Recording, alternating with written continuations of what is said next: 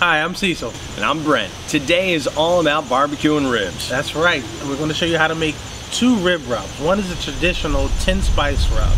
The other is an espresso and cocoa rub. Now, it's going to take a while to grill those ribs up on the grill, so we're also going to show you how to make a side of easy to make Old Bay coleslaw. And that's coming up today on Pigskin Gourmet.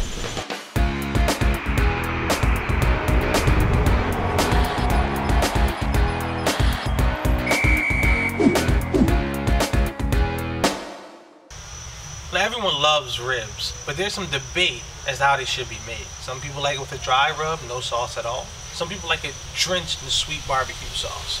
Now today, we're going to make a dry rub for your ribs with the sauce on the side. And then Cecil here, he's going to show you how to smoke your ribs, but it's going to be on a gas grill. Yep, that's right. And if you're not a fan of coleslaw, this Old Bay version will definitely have you changing your mind. So let's get ready to grill. Alright, we're at the grill. We're going to start to prep the grill for our ribs. Today we're going to use a smoker, which you can use on a gas grill. We're going to use mesquite wood chips and hickory wood chips. You can use apple wood or anything else you want. These have been soaking for about an hour. The longer you soak, the more moisture it gets in, the more it smokes. So now I'm going to place these on the grill. You just place them under the grate, and then you put the grate back on top. You start it up, get it smoking for a couple minutes, and then you can go ahead and proceed to put your ribs on top.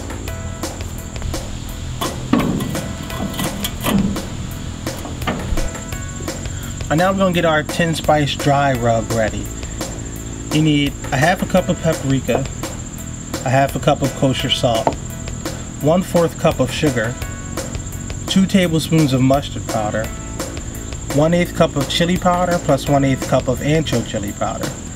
You got your 1/4 cup of ground cumin, 2 tablespoons of ground black pepper, your 1/4 cup of granulated garlic, and your 2 tablespoons of cayenne. So now you got your 10 spice dry rub.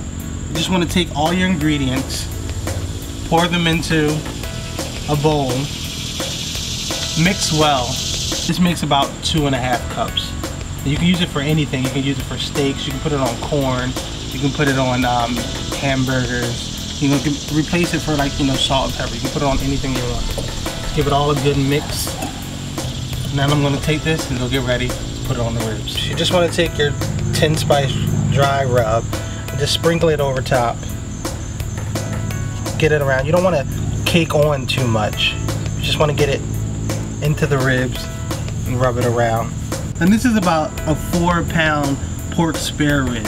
You want to get about 2/3 of your seasoning on the top. You're not going to use this whole seasoning. We made an extra because we're going to use it on steaks and stuff for later. But you want to get about 2/3 of it on the top and 1/3 of it on the bottom. And now once I'm done this, it's time to go to the grill. We got our smoker smoking. The ribs are rubbed. It's time for them to go on the grill. Now you don't want the ribs to be directly over the flame or else they get charred and it'll be a rough rib. You want them to be indirectly cooked. So you want them on the other side of the grill where they can, get the smoke from this side, the heat from this side.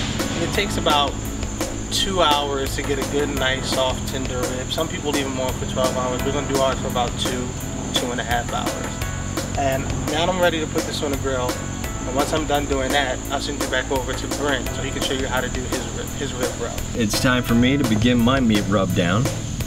We got the espresso and cocoa dry rub, and you begin with 2 tablespoons of unsweetened cocoa, 6 tablespoons of ground espresso coffee, 4 tablespoons of freshly ground pepper, 4 teaspoons of white sugar, and 4 teaspoons of kosher salt.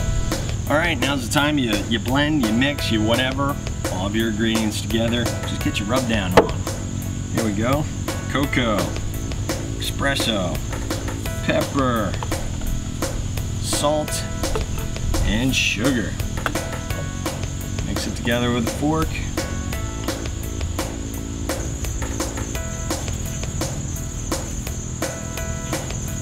Time for my meat to meet up with Cecil's meat, and this is looking good.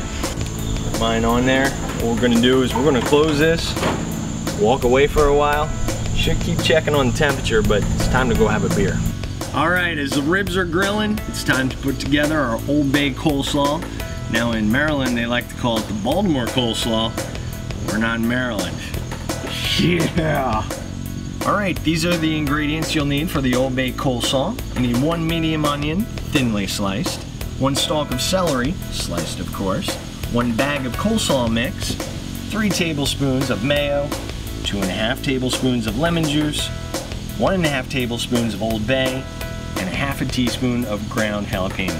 We got the onions. Put them in with the coleslaw. Of course, we got the celery.